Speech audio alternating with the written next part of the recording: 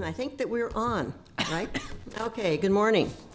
And we will call this meeting of the board to order. Welcome to the Lancaster County Board of Commissioners meeting. We appreciate your attendance. And for the viewers, thank you for tuning in. For introductions, on my left is Commissioner Deb Shore, and on my right is Vice Chair Larry Hudgens. And Commissioner Bill Avery will be joining us. I am Commissioner Roma Amundson, Chair of the Board. Will you join me now in saying the Pledge of Allegiance? I pledge allegiance to the flag of the United States of America and to the republic for which it stands, one nation under God, indivisible, with liberty and justice for all. Okay. And, Mr. Clerk, will you begin the agenda, please? A copy of the Nebraska Open Meetings Act is located on the wall at the rear of the hearing room. Additionally, a copy of all written material to be discussed at today's open meeting is available from the county clerk's staff. The material can also be viewed on the county's website at lancaster.ne.gov. Agenda item 1 are minutes. Approval of minutes of the Board of Commissioners meeting held on Tuesday, July 28th, 2015. Move approval. Second. It's moved and seconded that we approve the minutes of the last meeting. Are there any additions or corrections? Please call the roll. Avery? Yes. Hudgens? Yes. Shore? Yes. Amundson? Yes. Motion carries 4-0. Number 2 are claims. Approval of all claims processed through August 4th, 2015. Move approval of the claims. Second. Moved and seconded that we approve the claims. Is there any discussion? Please call the roll. Hudgens? Yes. Yes. Avery? Yes. Amundson? Yes. Motion carries 4-0. Number 3 is new business, a resolution in matter of the 2015-2016 annual cost of living wage adjustments for unrepresented classified employees and attorney 1s and 2s. All wage adjustments are to be effective on August 20th, 2015. Good morning, Doug McDaniel, Human Resources. To review the information we shared with you last Thursday in staff meeting, we've conducted our survey of array counties and recommend a 2.5% increase for the unrepresented classifications. Are there any questions? And attorneys 1 and 2, excuse me. Yeah. So. Okay. I would move approval. Second. Moved and seconded that we approve this resolution for the annual cost of living wage adjustments. Is there any discussion? Please call the roll. Shore? Yes. Avery? Yes. Hudgens? Yes. Amundson? Yes. Motion carries 4-0. 3B is a resolution adopting amended Title VI plan for Lancaster County. The amended plan incorporates the Lancaster County Limited English Proficiency Plan. Move approval. Second. Been moved and seconded that we approve this resolution adopting the amended Title VI plan. Is there any discussion? Please call the roll. Avery? Yes. Hudgens? Yes. Shore? Yes. Amundson? Yes. Motion carries 4-0. C is setting the salary of Nathan Sakharov, Deputy Public Defender, at $58,834.88 effective August 3rd, 2015. I move approval. Second. Moved and seconded that we set the salary at $58,834. Any discussion? Just noting that this is not a new position, but due to departure, hiring a new public defender. Okay. Thank you. And please call the roll. Shore? Yes. Hudgens? Yes. Avery? Yes. Amundson? Yes. Motion carries 4-0. D is a recommendation from the Purchasing Department and the County Engineer to award a bid for storm debris removal to Brandt Excavating Company in the amount of $210,407. Lancaster County Engineer. This is the first bid that we're going to see for the flood damage. Now, we received some gifts, actually, in the additional flooding, and that was that we had so much flooding after the first major flood event that a lot of our stuff washed away, but not quite all of it. So when I put this bid out, we coordinated with the purchasing department to make sure that smaller contractors had the opportunity to win a section of the bid. We divided the county into 3 quadrants. The north quadrant, as you remember, had the least amount of storm damage. The south 2 quadrants had a lot more damage. So we went with three small contracts. When we did this, Brandt was actually the low bid on all 3. of the contracts. And so we're bringing this forward, and this will be our first contract to clean up the debris. We do have a time limit from FEMA. They pay based on when you clean up the debris. So you have a 30-day window, a 90-day window, and then after 180 days, they don't reimburse for debris cleanup. Okay. So we do need to hurry with this. Larry? I appreciate the diligence of the county engineer's office. I visited with Virgil earlier this morning because I had heard that some of the debris had washed out from some of the bridges with the subsequent rains. And I understand you took pictures and did an assessment and actually drove out and checked on these. And so we'll only be paying for the ones that actually need to clean out. And it's the efficiency of the contractor too. Why send them, move their heavy equipment in, and if the problem has been taken care of. Now, as far as reimbursement, part of this is reimbursed from FEMA, we hope at least, but it's my understanding it could be up to a year before we receive these funds back. It could be a year or more. Or more. That's correct, Okay. Commissioner Atkins. Thank you. Bill? Pam, is this contract just for one quadrant, or is it all of the southeast and west? So this contract is for the north half of the county, and I think I referred to it as a quadrant. I'll apologize. The north half of the county and the two southern quadrants. So the individual who was low bid on all three sections. So this is all we should expect for debris cleanup then? For just debris cleanup. We Okay. still have embankment stabilization we'll need to do, and we still have bridge repair. Okay, thank you. Any further questions? Okay. Please call the roll. Need a motion? Oh, I I'm move sorry. approval. Second. Okay. It's been moved and seconded that we approve this recommendation. Any further discussion? Please call the roll. Shore, Yes. Hudkins, Yes. Avery, Yes, Amundson. Yes. Motion carries 4-0. E is an amendment to County Contract C-13-481 with Midwest Services and Sales Company for the annual supply of grader blades. The amendment renews the agreement for an additional one-year term from October 1st, 2015 to September 20th, 2016. Move approval. second, Did you say the 20th? It's actually the 30th, right? September the 30th, correct. Okay. It's been moved and seconded that we approve this amendment. Please call the roll. Hudkins, Yes. Avery, yes, Shore, Yes. Amundson. Yes. Motion carries 4-0. Number 4 are consent items. Receive and place on file the following reports: annual inventory of county real property, Lancaster County's proposed budget for fiscal year 2015 through 2016, setting of a public hearing for Tuesday, August 25th, 2015 at 10:30 a.m. in room 112 of the County City Building regarding Keno Fund projects and Lancaster County's proposed budget for fiscal year 2015 to 2016. Right-of-way contracts between the county engineer and the following: Donald and Patty Anderson, South 190th Street, Nolley Creek Road, $5,055.50.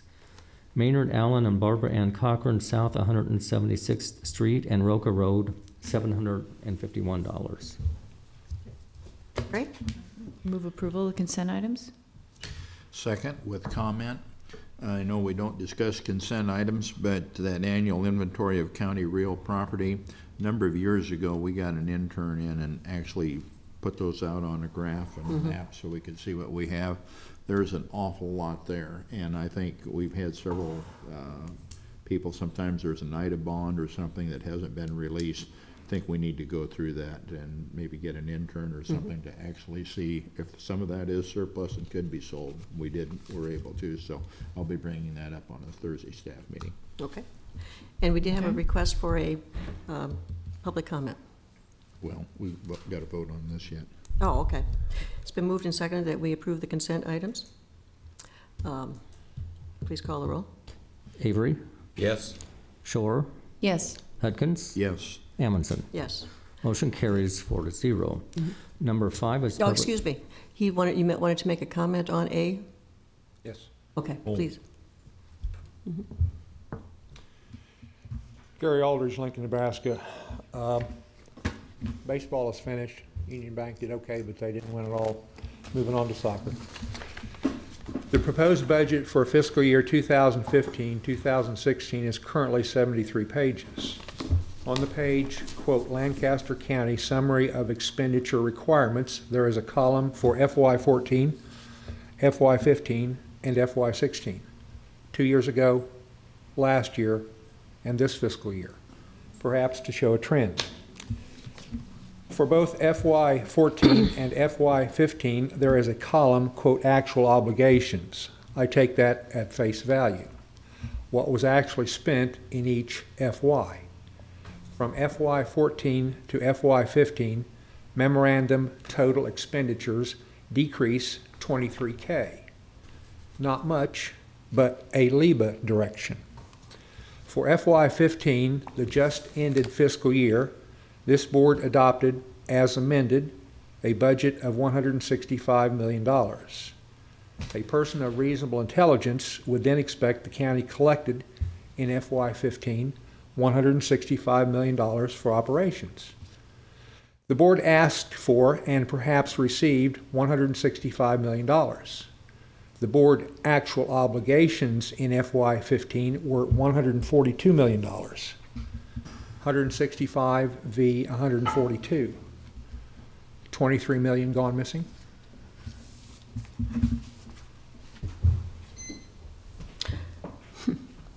Okay, well, thank you. Next is number 5, public comment. Those wishing to speak on items relating to county business not on the agenda may do so at this time.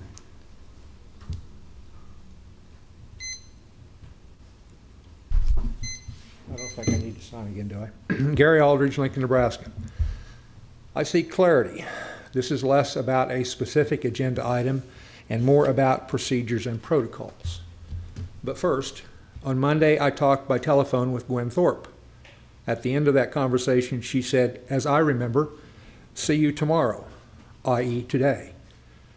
Always be careful what you ask for. Just plain, Gwen. Always mystify, mislead, and surprise, attributed to Thomas Jonathan Jackson, Lieutenant General, CSA, killed Chancellorsville, 1863. I would appreciate you not spending money you do not have, and I would appreciate you not spending money I do not have. Most realize in an ideal world there would be no canaries in a coal mine.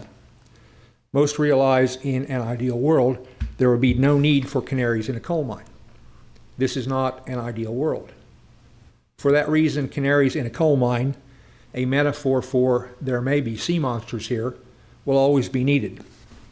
Canaries, for me, with respect to this board, will almost always be the owners of average residential real property in Lancaster County. If the value of an average residential property is $154,000, that citizen, taxpayer, owner shovels $429 to Lancaster County for operations. Always keep that in front of you. Those numbers may change. Ain't democracy serious business? Now for the clarification on agenda procedures and protocols. Seems I've taken my own sweet time getting here. Quote, those wishing to speak on items specific to today's agenda are asked to do so when the item is called. That is agenda language. Does that then also apply to, quote, consent items? Seems the answer is either yes or no. Specifically, when it comes to the consent items, they're routine business items, and they are usually expected to be adopted without dissent. And so you had your opportunity to speak, and so I think that it can be either at that time or on public comment. And Larry? I would note, it says any individual item may be removed for special consideration and consideration by a commissioner. Any of us can object to a specific item, and you, or by any member of the public without prior notice. So if you had come up and said, I object to item A, hold it, we would go ahead and approve the rest of the items on the consent and then go back to item A, if that's requested. Interesting that you go to that, because that's my next point. Second clarification. With respect to language attached to consent items, quote, "These are routine business items. Just an observation on choice of words. Routine business is a lot like kissing your sister. Not much electricity there." To continue, quote, "Any item may be removed by a commissioner for special discussion and consideration. May be removed as discretionary. By a commissioner, capital C, one of you, for special discussion and consideration. The discussion is special, the consideration maybe not. No problem so far, but continuing, the consent item may be removed also, quote, by a member of the public. That is what I'm having trouble getting my head around. At a regular board meeting, quote, a member of the public without prior notice asks that a routine business item be removed for special discussion and consideration. The obvious, why should we do that, bud? It seems there is no barrier to removal. A reason to remove is not required. A vote to remove is not required. How would the board, administrative personnel, and/or legal counsel handle that one? Just wondering. That's the reason I gave you the explanation on how to do it. Would you do that again for me, please? Pardon? Would you repeat that for me, please? That if an item We can do this after the meeting if you wish. No, this is fine, because if you have that question, others will probably have that question too. For instance, item A, which I spoke to, annual inventory of county real property. If you had a question about that, you could come up and say, I'd like to have that item held. We would then probably go ahead, if there were no further objections, and approve the consent items, and then go back to that one and discuss it and take it up singularly. Does the person who makes the objection, do they have a role in this? Sure. Do they provide, at that time? So Sure, you could speak to it, the because intention of the board is still to approve the consent items. the rest of them, but you can hold that item that has somebody wants to speak to it, or a commissioner that would like to speak to it. What it is to approve, like the annual, the reports that are required. For instance, receive and place on file the annual reports. Those things that are of a routine nature that we have access to on a lot of times, instead of taking them all individually, the clerk reads them all together and we take them. The right-of-way contracts. Now, if there was a specific right-of-way contract that we wanted held, we would take it and do it separately. Or a citizen, if a citizen Yep. requests it. Mm-hmm. In your memory, has that ever happened? Oh, yes, many, many times.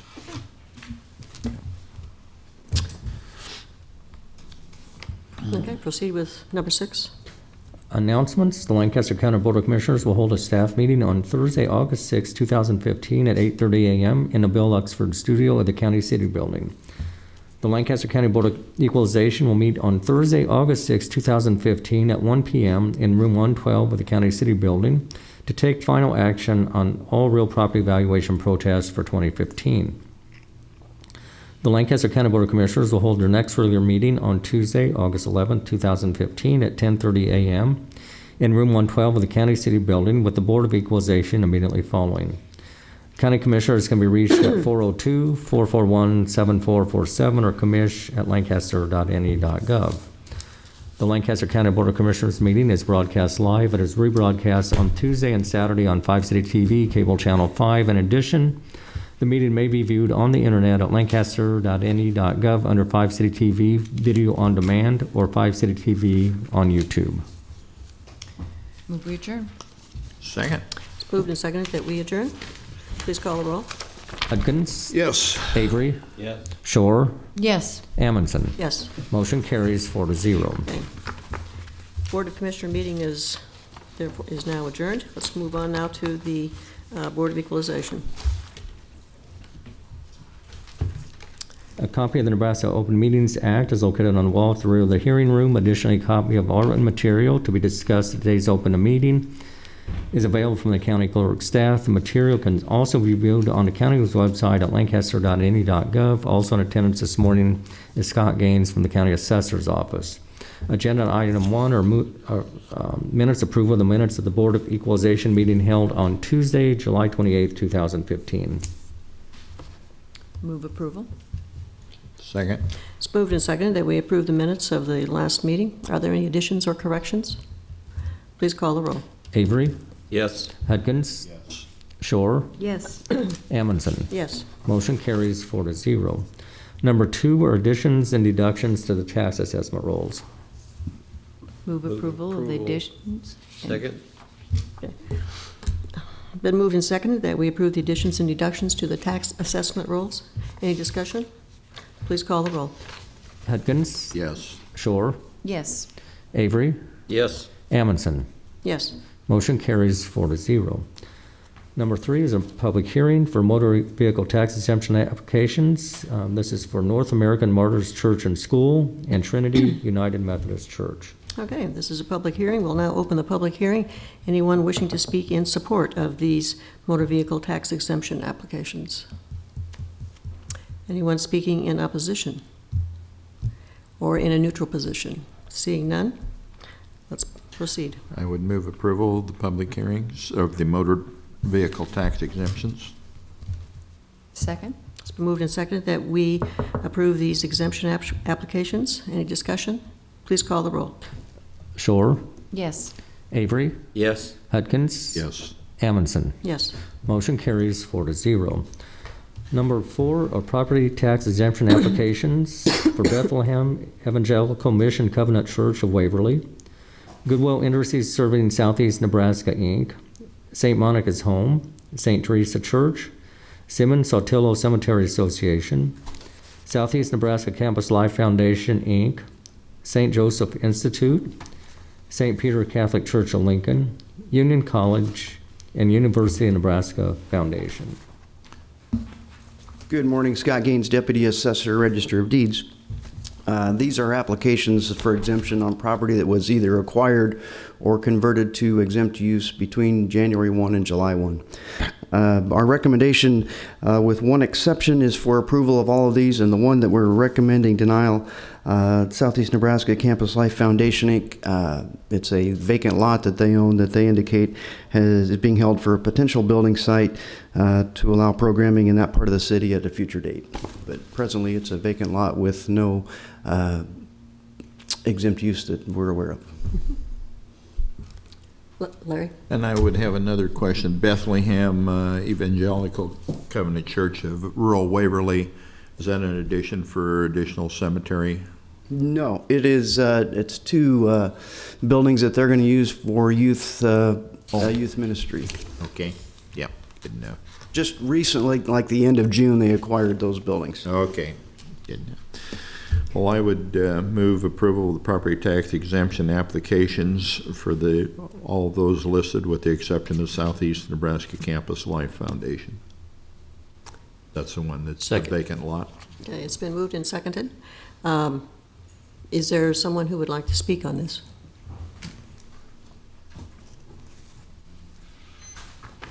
Yeah, my name is Matt Schulte from 8501 Pine Hill Lane. I'm the Executive Director of Youth for Christ and Campus Life, which oversees the Campus Life Foundation. We have had this property. It was given to us initially as a gift to be liquidated and made into to give money to our organization. But over the last few years, it's been on for sale for about 9 years, and so we've made a significant change in our purpose for this property. There's actually a church that's right behind it that has been in conversation with us. Actually, it surrounds it, I think, on 3 sides. I think that's right. So there's a church that surrounds it on 3 sides, and so we've been in conversation with that church about changing the use of the property.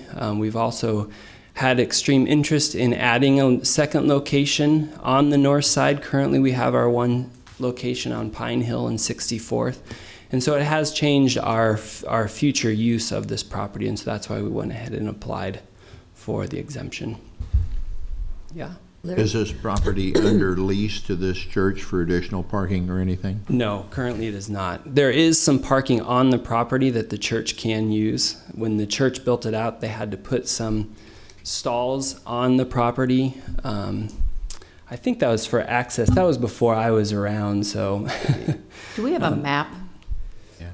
Visually Did see- not bring a map. It's Okay. a vacant. It's just grass. I mean, it's a grassy area next to a parking lot that sits in front of a church. Okay, I was just, when Matt Right said it off was the- surrounded, that's what made me curious, how it can be surrounded in this parcel kind of in the center with a separate use. It's I was a just really curious. odd. Yeah. I mean, you know better than I do, but it's really odd that it is surrounded on 3 sides, and then the other side is 27th Street. Right. So, Bill? You're not really denying then that the current use is not exactly tax exempt? I guess I don't know. I guess I is the current use is for the purpose of reaching kids. If it were to sell, I mean that's what the purpose was. But it hasn't sold. Correct. It's on the market, and you do have some plans for the future. Yes. Yeah. That would be, those plans probably would be tax exempt. Yeah. But currently, that is not the case.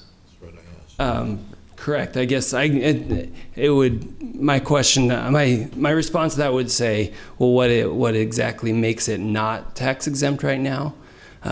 Use. I wasn't around when it was applied. Yeah. When it wasn't ever applied. Current use, I can read from the Department of Revenue regulations on vacant lots like this. The example they give: a qualifying organization buys a vacant lot for future use as a building site. However, the land is held idle for several years. No exemption is allowed for the tax years during which the vacant land sits idle because the land is not used for an exempt purpose. Okay. And that's Pretty basic. clear. And I think the board's position historically has been once there's a building permit issued and there's progress being made toward doing something, then I think you've looked on exemption applications favorably. I guess one question I just might have, I get the chance to serve on the school board here in town, and we have a lot of vacant property that LPS owns Right. that is the intent and the use of that property is for future development. And so I guess I would wonder how that is different from this Campus Life Foundation parcel. Sure. The difference is in governmental-owned property, the standard is much different. It is, the standard for government-owned property is public purpose. They own it and they have it for a public purpose, which might be down the road a bit. That public purpose is still being served, and that's the exemption standard for governmental. For privately owned stuff, it's educational, charitable, religious, and there's the 5-part test that you have to meet all 5 parts. So it's a little higher hurdle for privately owned property. Okay. Well, thank you for that explanation. Is there any further discussion? Okay, please call the roll. Avery, Yes. Hudkins, Yes. Shore, Yes. Amundson. Yes. Motion carries 4-0. Number 5 is proposed change in exemption status, and this is for Harvest Community Church and Developmental Services of Nebraska, Inc. Madam Chair. Oh, yes. I'm sorry. I don't think, since I've been on the board, we've had any items like this where someone or some organization has seen a proposal in which they lose their tax exempt status. So I was wondering if Mr. Gaines has any explanation as to what's going on here. Sorry, I was just visiting with Matt further. These are on the denials. These are properties that have changed hands. So when they sell the property, they automatically lose that exemption because the exemption in place is for that current ownership and that situation. I believe one of these two you just approved a new exemption for because it went from a church to Harvest Community Church. We just approved the St. Joseph Institute application. We have new ownership. New owner applied for an exemption under their situation. The other one, the development services, that was purchased by a private investor. It's just notifying both parties that due to the change in ownership, the exemption is no longer in place. And this will notify them, give them their 30 days to appeal if they don't believe it was proper. Deb?